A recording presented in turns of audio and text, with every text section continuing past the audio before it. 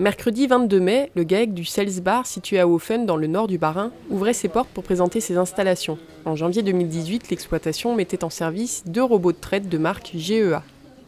Alors on avait augmenté le cheptel et pendant 4-5 ans, on a trait plus d'une centaine de vaches dans une 2x6 qui a maintenant ou qui est arrivé à quasiment 350 carrières, donc on était au bout de l'installation. Sans parler des 2 heures de traite matin et soir qui commençaient à peser.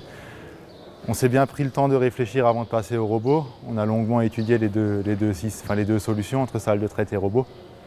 Et ce qui nous a fait pencher vers le robot, c'était alors non pas le temps de travail, mais surtout la possibilité d'installation dans le bâtiment, où on était un peu limité par rapport à une salle de traite. Et l'investissement qui, quand on calcule le bâtiment qu'il aurait fallu pour la salle de traite était à peu près équivalent avec le robot.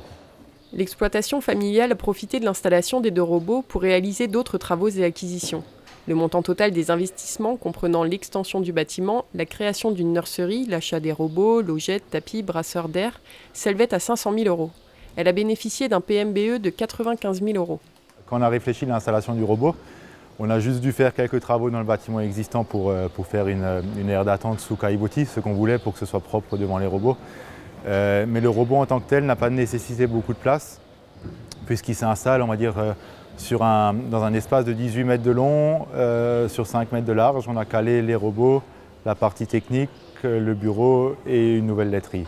Par contre, on en a profité pour faire un bâtiment un peu plus grand, pour à côté de ces installations techniques, pouvoir mettre des box paillées pour les vaches à problème ou les vaches qui sont en train de véler. Donc on en a profité pour se créer du confort de travail et du confort pour les vaches qui ont besoin de soins particuliers. Donc nous sommes en présence de la nouvelle génération de robots GEA qui s'appelle le Dairy Robot R9500. Donc sur la ferme ici, il y a eu 2 box d'installés pour à peu près 110 vaches dans le troupeau. Donc en termes de capacité, on est sur un robot qui est utilisé à 70-75% des capacités de la machine. Donc on est avec une circulation dirigée dans le bâtiment, c'est-à-dire que les vaches sont sélectionnées pour rentrer dans l'aire d'attente en fonction de leurs espaces de traite et des quantités de lait attendues, ce qui permet d'avoir une optimisation de l'efficacité des machines, parce que seulement des vaches à traire se présentent au robot. Et puis en sortie d'aire d'attente, une fois que les vaches ont été traites, elles peuvent également être mises à l'écart dans un box de sélection si on a détecté une anomalie à la traite ou si l'éleveur a une intervention à faire sur l'animal, comme une insémination ou un contrôle gestation, ce qui arrive forcément plusieurs fois au cours de la lactation. Le robot que l'on a ici est effectivement relativement compact. Il fait à peu près 1,50 m de large pour 3,50 m de long. Donc il permet de s'implanter très facilement dans différents bâtiments. L'entrée des animaux se fait par le côté du robot et la sortie en fonction des implantations, soit en ligne droite, soit par le côté également, pour permettre un flux optimal des animaux. Le principe de fonctionnement de cette machine, donc une fois les animaux rentrés dans le box, on travaille avec une caméra 3D pour brancher les animaux. La particularité du robot GEA, c'est que tout le processus de traite se déroule en une fois dans le même manchon. Donc une fois la vache rentrée, on va la traire. Pour ça, on va brancher grâce à la caméra, faire la préparation, donc le pré-trempage, le lavage et les premiers jets dans le même manchon dans lequel on va traire par la suite. Une fois la traite effectuée, on va également faire le post-trempage avec le même gobelet, ensuite libérer la vache pour qu'elle retourne dans le troupeau. Ce qui permet d'avoir un débit optimum. On va être sur un temps de présence autour de 5-6 minutes pour 10 à 12 kg de lait trait par passage. Donc, ce qui permet d'avoir un maximum de vaches qui passent par heure et donc une capacité optimale de l'installation. La caméra 3D n'a besoin d'aucun paramétrage pour travailler, ce qui lui permet de traire directement une nouvelle vache intégrant le troupeau et de s'adapter aux évolutions des mamelles au cours de la lactation. L'accès à la mamelle a également été réfléchi pour être le plus sécuritaire possible pour l'éleveur. Donc l'accès se fait par l'arrière avec vraiment un accès direct à la mamelle quand la vache est dans le robot. ce qui permet de limiter le risque de coup de patte et donc protéger l'éleveur lorsqu'il a à faire un contrôle sur la mamelle ou à faire n'importe quelle intervention.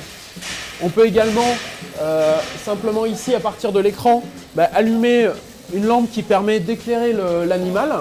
Si on a besoin qu'il se rapproche de nous, on peut également indexer l'auge pour faire reculer la vache.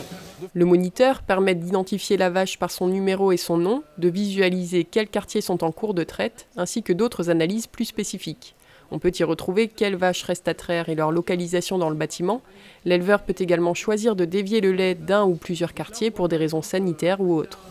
Donc on va regarder ici ce qu'il y a sous ces capots. On va donc effectivement retrouver les deux chambres de réception, une première ici, une deuxième là. Celle-ci qui va recevoir uniquement du lait qui va à destination du tank et celle-ci qui va recevoir les premiers jets au début de la traite et puis ensuite s'il y a du lait écarté pour mettre au veau ou pour mettre à l'égout, ça va passer dans un circuit séparé afin de ne pas risquer d'avoir des contaminations de circuit et donc de préserver la qualité du lait qu'on va diriger vers le tank. En plus d'identifier les vaches et de leur permettre de passer d'une zone à l'autre, les colliers Co-Scout qui les équipent assurent la détection des chaleurs et vélages et le suivi d'ingestion. La mise en route s'est quand même assez bien passée puisqu'on l'avait longuement préparée et au niveau de l'exploitation et avec les équipes de GEA. Donc on a préparé les vaches, on a fait ça dans une période où on était assez calme au niveau du travail. On l'avait d'abord prévu en novembre et vu que ce n'était pas la bonne période et qu'on avait pas mal de finitions encore à faire, on a préféré le repousser au mois de janvier. Comme ça on avait vraiment mis toutes les chances de notre côté. Faire ça aussi après la période des fêtes, c'est toujours plus agréable de ne pas se mettre ce stress à cette période. Donc on va dire on avait 3 semaines où on était quand même très présent et après ça s'est rapidement mis on va dire en rythme de croisière. Et on avait aussi à l'époque, donc elle est partie entre temps, mais une salariée qui était très présente et qui était très proche des vaches, donc ça a aidé aussi en termes de présence humaine, quoi. Les installations ont été réalisées par les établissements Nice.